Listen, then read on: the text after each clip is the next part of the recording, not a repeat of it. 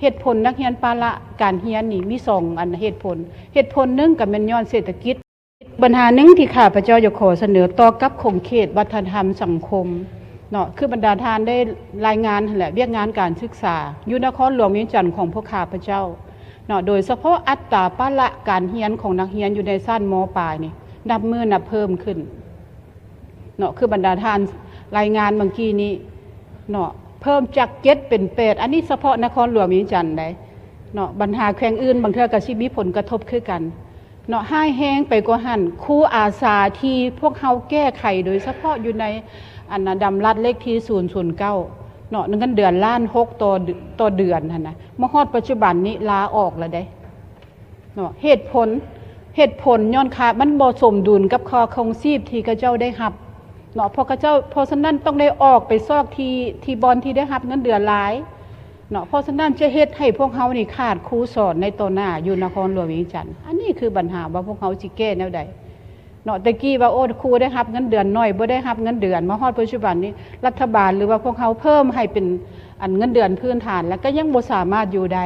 ก็ย้อนค่าครองชีพหรือว่าเศรษฐกิจมีความฝืดเคืองขึ้นแนวนี้อันนี้คือปัญหาที่พวกเฮาตั้งขึ้นมาเบิ่งตัวจริงมันก็แม่นแนวนั้นเนาะนอกจากนักเรียน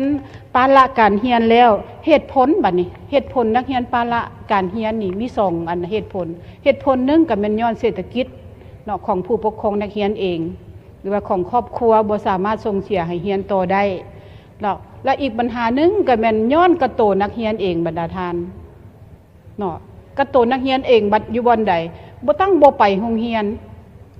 เนาะไปซุ่มแซวไปมั่วซุ่มน้ำกระอันกินน้ำกระท่อมซุ้มกัน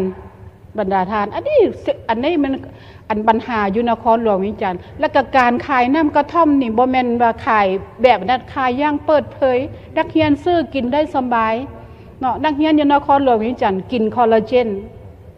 เนาะลักลอบไปกินปัญหาพวกทานก็อาจสิเห็นอยู่ในเฟซอย่างต่างๆอันนี้คือปัญหาของพวกเฮาว่าพวกเฮาเฮ็ดได้ต่อกับปัญหาที่เกิดขึ้นอยู่ในสังคมของพวกเฮาอันนี้พวกเฮาก็ตั้งเป็นปัญหาน้ำกันว่าจะแก้ไขแนวใดเนาะจะให้คะแนนการศึกษาแก้ไขผู้เดียวนี่ค่ะพระเจ้าคิดว่าคือสิเป็นไปได้ยาก